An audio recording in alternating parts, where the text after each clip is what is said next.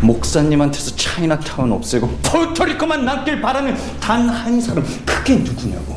Who the hell do you think it is? 찍찍찍찍찍. 쥐새끼가 뻔뻔하게 시끄럽네. 전요한, 넷플릭스 드라마 수리남에 등장하는 마야광입니다. 한국계 수리남인 마야광 조봉행을 모티브로 만들어진 가공의 인물이죠. 이 인물은 쥐새끼, 즉 스파이를 굉장히 경계합니다.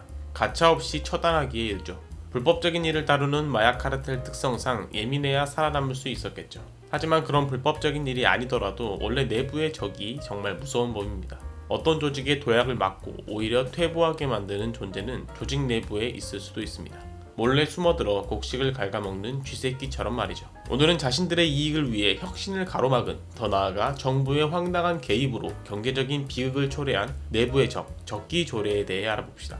여러분은 외제차 하면 어떤 차가 떠오르나요? 벤츠, BMW, 아우디, 폭스바겐 모두 독일 브랜드입니다.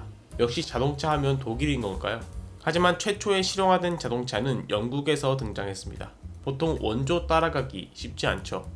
제작 과정에서 쌓인 기술과 노하우 때문에 후발주자들이 단숨에 따라잡기엔 무리가 있었을 겁니다. 하지만 오늘의 주인공 적기조례가 그 어려운 걸 해냈습니다. 1826년 영국에서 최초에 실용화된 자동차가 등장했습니다.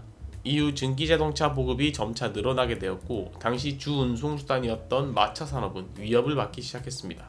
마차업자들은 자신의 밥그릇을 빼앗기지 않기 위해 영국 정부를 로비했고, 그 결과 적기조례, 붉은 깃발법 등이라 부르는 이상한 법이 만들어지게 됐습니다. 당시 자동차는 30km 이상으로 달릴 수 있었지만 규제로 인해 6km 안팎으로 운행해야 했으며, 안전을 위해 붉은 깃발을 꽂은 마차가 55m 앞을 달리면 자동차는 그 뒤를 따라가야 했습니다. 그 결과 영국에서는 마차보다 느린 자동차를 만들어야 했으므로 개발자들은 의욕을 잃었고, 자동차 산업의 중심은 자연스레 독일, 프랑스, 미국에 넘어가게 되었습니다.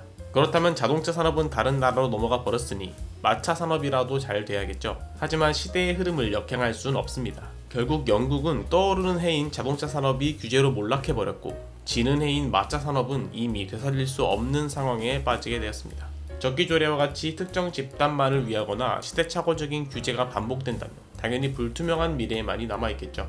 영국의 마차 산업자들은 자신들의 이익을 위해 영국 자동차 산업에 발목을 잡았고, 그 결과 자동차 산업과 마차 산업 모두 쇠락의 길을 걸었습니다. 드론, 인공지능, 자율주행 자동차 등등 새로운 산업들이 눈에 띄는 성과를 보이는 지금, 자신들의 이익만을 위해 우리의 발목을 잡을 쥐새끼들은 없는지 잘 살피고, 현재 시행되고 있는 터무니없는 법과 규제는 없는지 지속적으로 관심을 갖는 자세가 필요할 것 같습니다. 오늘 이야기는 여기까지 하겠습니다. 금융문맹 탈출을 위해 노력합시다. 경제적 자유를 위해 노력합시다. 경제캠퍼스가 함께하겠습니다.